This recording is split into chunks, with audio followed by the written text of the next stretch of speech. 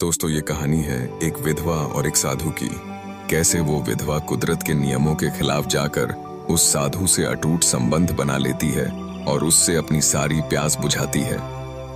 फिर किया हुआ उस विधवा के साथ जानने के लिए वीडियो को आखिर तक देखे। वाराणसी, मृत्यु और मोक्ष की नगरी। यहाँ बहती गंगा की धाराएं जितनी शांत दिखती हैं, उतनी ही गहरी भी हैं। यह शहर हर रोज अनगिनत कहानियों को जन्म देता है, जिनमें कुछ कहानियां अधूरी रह जाती हैं और कुछ इतिहास बन जाती हैं। इसी शहर में एक विधवा आई थी जो अपने अतीत की जंजीरों को तोड़कर खुद को नया रूप देने की कोशिश कर रही थी। लेकिन उसे यह नहीं पता था कि उसकी मुलाकात एक सन्यासी से होगी, जो उसके जीवन के सबसे महत्वपूर्ण प्रश्नों का उत्तर देगा। संध्या, एक 38 वर्षीय स्त्री जिसका जीवन सुख और दुख के कई मोड़ों से गुजर चुका था। उसकी शादी 22 साल की उम्र में हुई थी। पति अभिषेक एक सफल व्यवसायी थे, लेकिन शादी के कुछ सालों बाद ही उन्होंने अपने काम में इतना खुद को झोंक दिया कि संध्या अकेलापन महसूस करने लगी। फिर एक दिन अचानक एक भयानक दुर्घटना में अभिषेक की मृत्यु हो गई। संध्या की दुनिया उजड़ गई। परिवार वालों ने उसे समाज के पुराने नियमों की बेड़ियों में जकड़ने की कोशिश की। सफेद साड़ी पहनो, श्रृंगार मत करो, किसी से ज्यादा मत बोलो, घर से बाहर मत निकलो। संध्या घुटने लगी। आखिर एक दिन उसने फैसला किया कि वह वाराणसी जाएगी, वहां जहां लोग मोक्ष की तलाश में आते हैं। वाराणसी आने के बाद संध्या ने मणिकर्णिका घाट के पास एक छोटे से आश्रम में शरण ली। यहाँ का वातावरण उसे थोड़ा सुकून देने लगा, लेकिन उसका मन अभी भी अशांत था। वह रोज गंगा किनारे बैठती, बहते पानी को देखती और खुद से सवाल करती, क्या अब जीवन में कुछ बचा भी है? वहीं उसकी मुलाकात हुई स्वामी अच्युतानंद से। स्वामी अच्युतानंद कोई साधारण साधु नहीं थे। उनकी उम्र लगभग 45 वर्ष थी, लेकिन चेहरे पर एक दिव्य तेज था। उनकी आंखों में ऐसा आकर्षण था कि कोई भी उन्हें देखे बिना नहीं रह सकता था। पहली बार जब संध्या घाट पर अकेली बैठी थी, तो स्वामी जी उसके पास आए। तुम हर दिन यहाँ आती हो, कुछ सोचती हो, लेकिन खुद से सवाल करने के अलावा कोई उत्तर ढूंढती नहीं। संध्या चौंकी।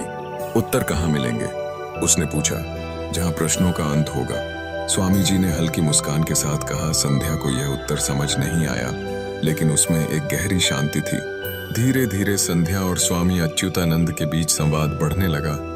संध्या ने पहली बार किसी से अपने मन की सारी बातें कही, अपने अतीत की, समाज की बंदिशों की और अपनी पीड़ा की। स्वामी जी ने कहा, जीवन का सबसे बड़ा सत्य यह नहीं कि हम किसे खो देते हैं, बल्कि यह कि हम खुद को फिर से कैसे खोजते हैं।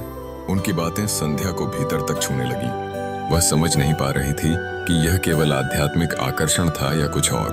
दिन बीतते गए। संध्या को अब घाट पर जाना अच्छा लगने लगा। जब वह स्वामी जी से नहीं मिलती तो उसे कुछ अधूरा सा महसूस होता। एक दिन उसने हिम्मत करके पूछा, स्वामी जी, क्या कोई साधु भी प्रेम कर सकता है? स्वामी जी कुछ देर शांत रहे, फिर बोले, प्रेम का स्वरूप भिन्न हो सकता है, लेकिन प्रेम से मुक्त कोई नहीं।